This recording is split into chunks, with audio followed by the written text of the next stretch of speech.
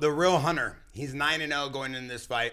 He is a Russian Chechnyan who was part of Khamzat Chimaev's training camp. This guy I thought I recognized him. Yep, he was very respectful, very kind. He was out here training. Yep, he trained the entire time. Rampage met him. He went and fought on the Dana White Contender Series. After he won, he held the 4 fingers up to Dana. Dana looked at him and he said, "Dana, I just won in 4 days. Khamzat Chimaev is fighting on a Chicago card. It would be a dream for me to fight with my brother. Can I go?" Dana said, "You're going." Then he goes to Chicago and he gets on this card. Now this guy's camp, and in that corner are 2 or 3 of Khamzat Chimaev's guys. What an amazing display of teamwork, and what an amazing display of people coming together.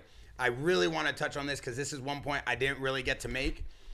Everybody was talking about Khamzat's camp and the sparring partners maybe not being known, or the sparring partners, people not understanding who they are, or the sparring partners not being these well-known UFC names.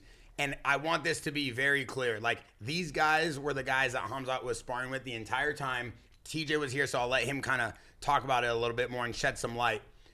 Stop with the narrative that if you don't have grade A UFC champions in the UFC in your, camp, that you're not going to have a good camp, because this shows a complete example of what you need. You need real fighters, people that are dogs that are willing to get down with you. Yeah, TJ, I mean, having other UFC fighters that are top dogs is kind of hard to have them all in the practice room all the time, right? Yeah, you want to get pushed by them, but who you really need to get pushed by is the hungry, younger guys that are trying to create a name, because they're going to be in the room doing everything they possibly can to create a name for themselves because they have not made it yet. Those are the guys that are going to push you. The guys that people know nothing about are guys that are very important to have inside your camp, hold you accountable, and are going to be there and working harder, if not as hard as me, And Rampage, I know you walked over to Santo Performance Studio, the gym here in Newport Beach that we built. You watched these guys all train, and you were telling me how incredible it was, the pace and the pressure that you saw as camp and the people that were putting it on him.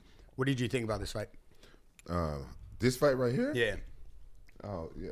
I was amazed that this guy fought 4 days, because you know how sore you get.